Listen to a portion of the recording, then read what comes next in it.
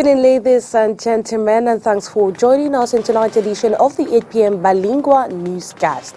While making news tonight, the Minister Delegate in charge of Defense, Joseph Bechesomo, warned of a possible social uprising in Douala and Yaoundé due to the poor condition of the roads, frequent power cuts, amongst other things. Tonight's newscast, Ines Pangang will give us more details. And sports, Rigobert Song has called up Jean-Éric Mousso from Coton Sport de Garoua and Lionel Ateba from Dynamo to replace injured Vincent Olivier Kemen and Vincent Abubakar respectively. Well, this is ahead of the World Cup qualifiers. This and many more will be yours in tonight's edition of the 8 p.m. Balingua newscast. Good evening once again, ladies and gentlemen. If you're just joining us, it is the 8 p.m. Balingua newscast right here on Spectrum Television. The news opens in the French language with you, Makeda Lydie Newton. Bonsoir. Bonsoir, O'Neill Ladonnette. Mesdames, Messieurs, bonsoir. Nous vous le disions dans les titres.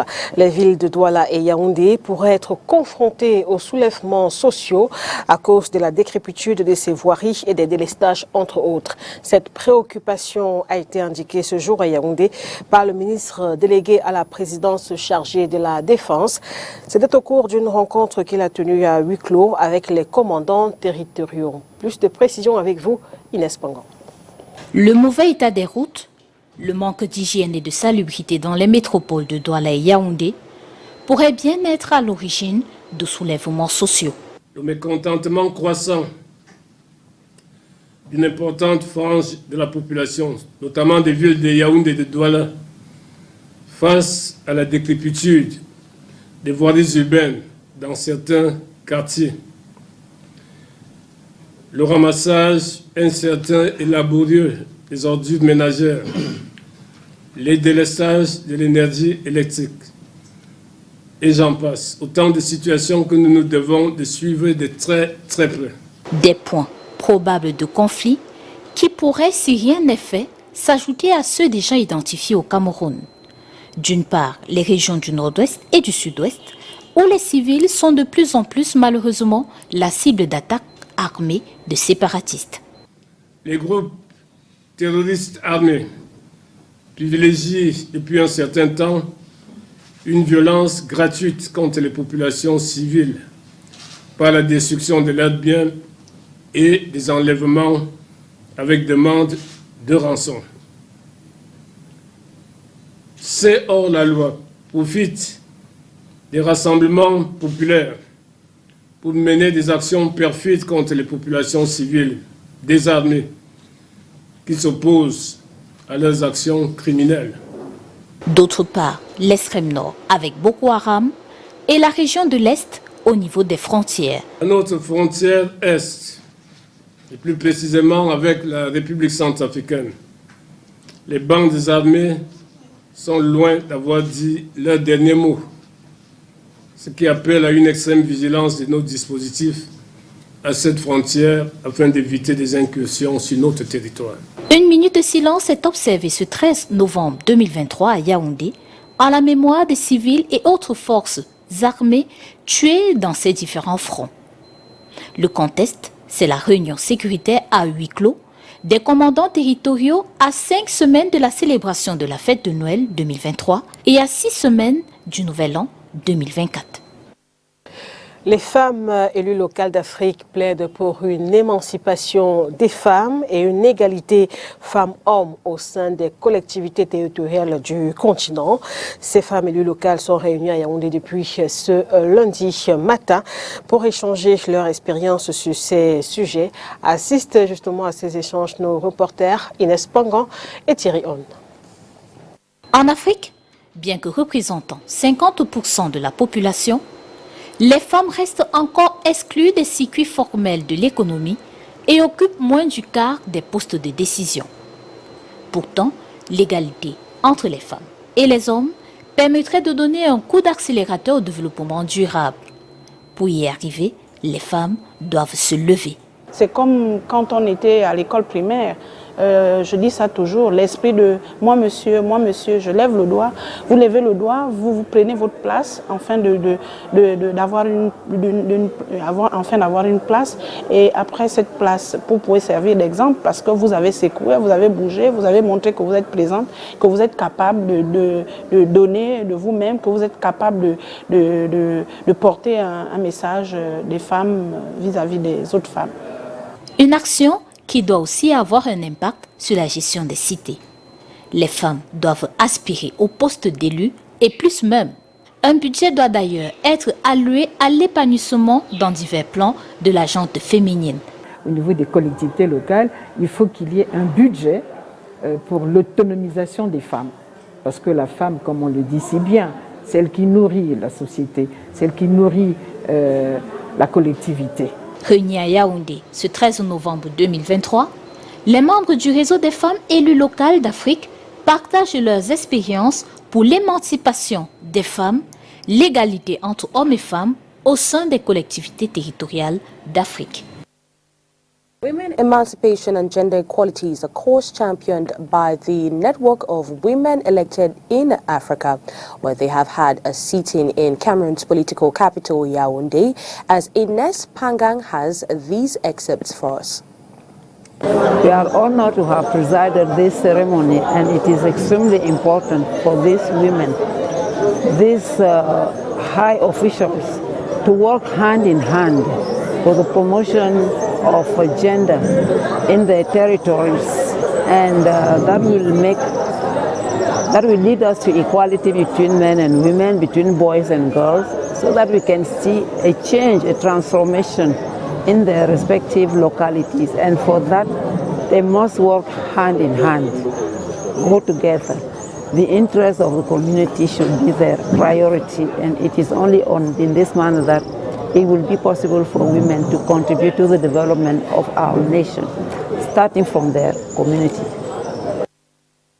Activité parlementaire à présent dans ce journal. La Commission des finances et du budget de l'Assemblée nationale examine depuis ce matin le projet de loi de règlement de l'État du Cameroun. Ce texte a été déposé il y a peu après ouverture de la session. Alors, comment le budget de l'année précédente a été exécuté? Élément de réponse avec vous, Olivier Bouzikeu à Yaoundé. En 2022, la loi des finances a été exécutée dans un contexte essentiellement marqué au plan international par le déclenchement d'un conflit armé entre la Russie et l'Ukraine, lequel a considérablement perturbé les marchés de l'alimentation et de l'énergie, surtout dans de nombreux pays en développement. La survenance de cette crise a provoqué le ralentissement global de l'économie mondiale avec un taux de croissance qui est passé de 6% à 3,4% en 2022. Au plan national, le taux de croissance du PIB s'est établi à 4% contre 3,4% en 2021, malgré la persistance des problèmes sécuritaires dans les régions de l'extrême nord, du nord-ouest et du sud-ouest, ainsi que le mouvement d'humeur des enseignants du primaire et du secondaire. Sur la base de ce contexte, le budget de l'État au titre de l'exercice 2022 prévoyait des ressources d'un montant de 4 191,9 milliards et des dépenses pour 4 739,8 milliards, soit un solde budgétaire projeté de 567,9 milliards de francs CFA. À terme, les recettes du budget général ont atteint un montant de 4 587,9 milliards sur les prévisions révisées de 4 124,2 milliards, soit un taux d'exécution de 99,5%.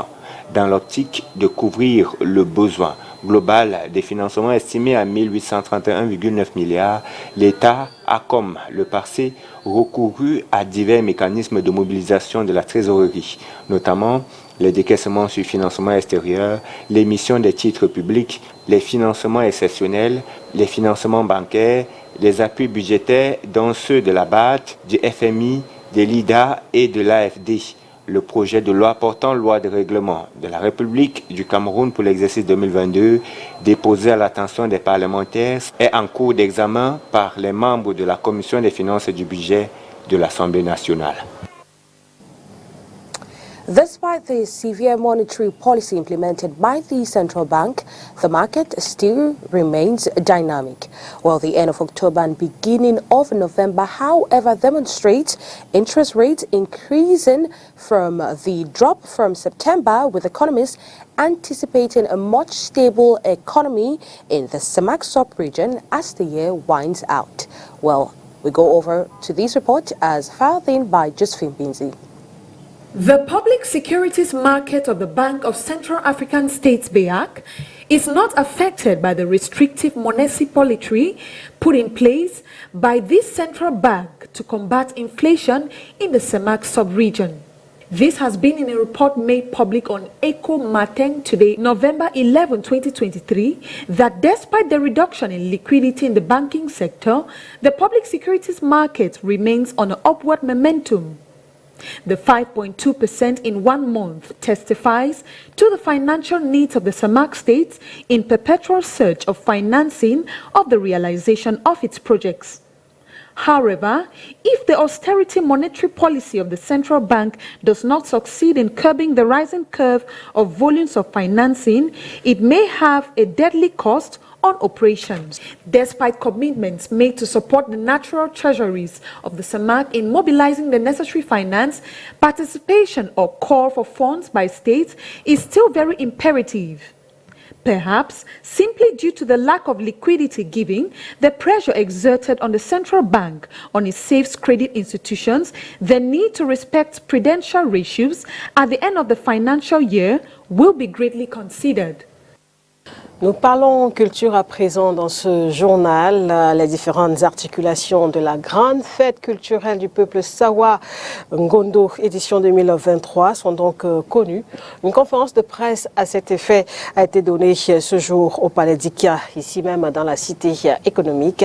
Le thème du Ngondo en deux post-Covid est une fois de plus Koda Boa. Reportage Oriane Donkeng et Julie Pau. Kondamboa, ou l'amour de sa terre, l'amour de chez soi, c'est le thème de l'édition 2023 du Ngondo. Deuxième fois qu'il est transmis par les ancêtres, ce n'est pas anodin. Si le thème vient donc une deuxième fois, ça veut dire qu'il est important pour nos ancêtres qu'il soit acquis. Donc la particularité qu'il y a eu cette année, c'était de travailler auprès des communautés Sawa pour qu'ils puissent comprendre l'essence même de ce Kodamboa, c'est-à-dire qu'on traduit en français comme le patriotisme en quelque sorte. C'est incomplet, mais on pourrait le traduire comme ça. La visite des cantons ou encore la foire qui ont cours en ce moment sont quelques activités qui sont faites avant l'apothéose en décembre prochain. Ngondo, c'est cette grande fête annuelle qui regroupe tous les frères, les différents cantons du peuple Sawa, ce sont des frères qui profitent de cette occasion pour se retrouver, pour partager ensemble, vivre une communion fraternelle. Et là, nous restons ensemble pendant une durée d'1 mois et l'apothéose de ce festival, de cette fête communautaire, c'est les berges du Vouri avec la grande messe de l'eau. Donc, grand moment de partage, d'échange entre peuples Sawa, le comité d'organisation a pensé aux familles endeuillées de Manfé. J'ai été profondément touché par les événements qui se sont passés à Manfé. Si d'aventure vous vous êtes rendu compte que le Ngondo ne s'est pas déplacé en personne, c'est parce que matériellement et dans l'emploi du temps, cela a été difficile. Mais nous sommes en contact avec nos frères. Comme vous savez, ce sont nos frères Sawa. Nous sommes en contact avec eux et nous leur avons transmis toutes nos condoléances pour les disparitions qu'ils ont subies. La cérémonie officielle du Ngondo 2023, en deux post-Covid, ce sera le 3 décembre prochain.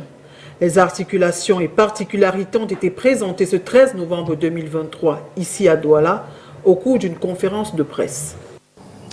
Culture toujours, cette fois littérature, des poèmes pour passer au scanner la société camerounaise. C'est en tout cas l'objectif visé par Rabiatou Peka, auteur du poème intitulé « Poème du jour ».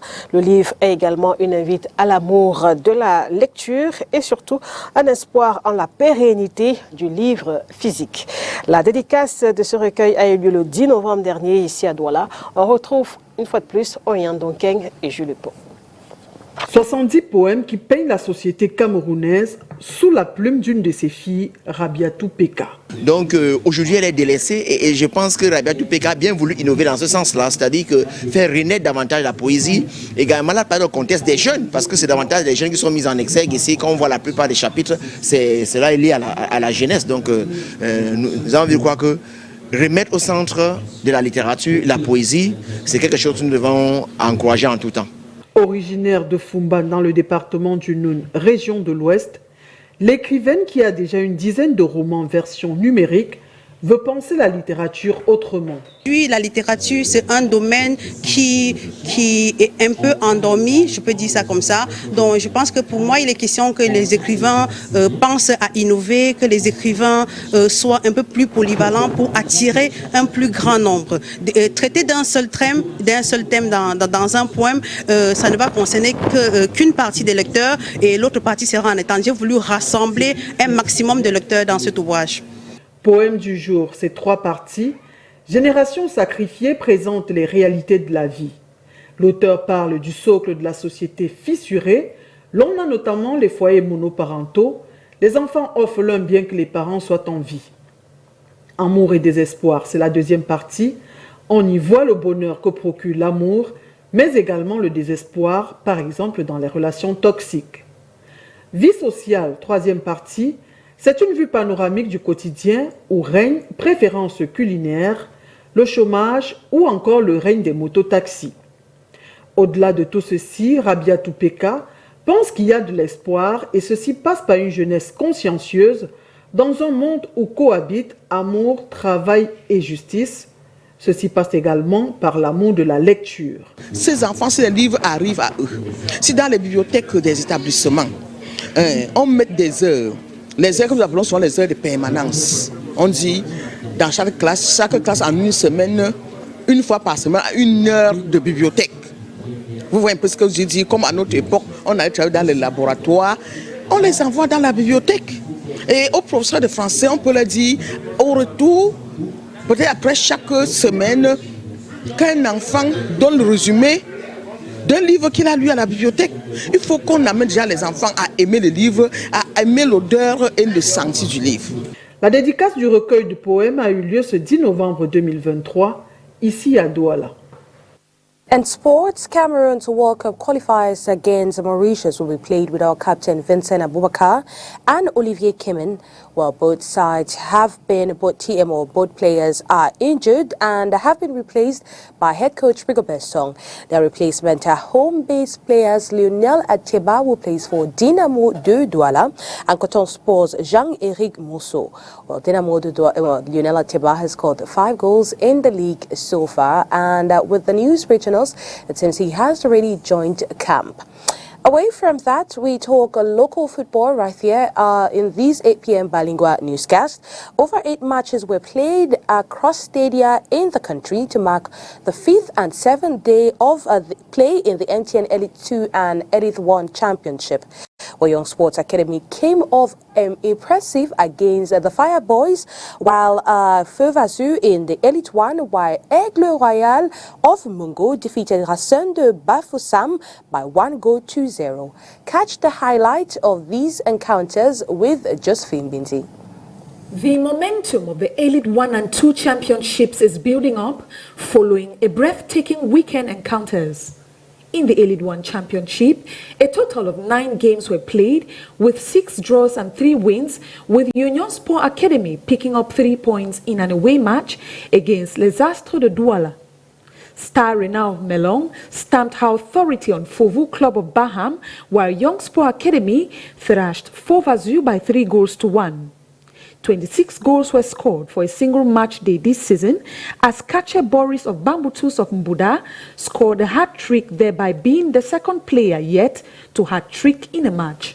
Aigle Royal de la Menoir, UMS of Loum, Apages on Fou are still struggling to gain their balance and is still yet to record a win. Star Renard of Melon and Avion Academy remain undefeated with 5 clean sheets from 6 games. Kache Boris, Jules Amanko stand out as the highest goal scorers so far with 6 goals each.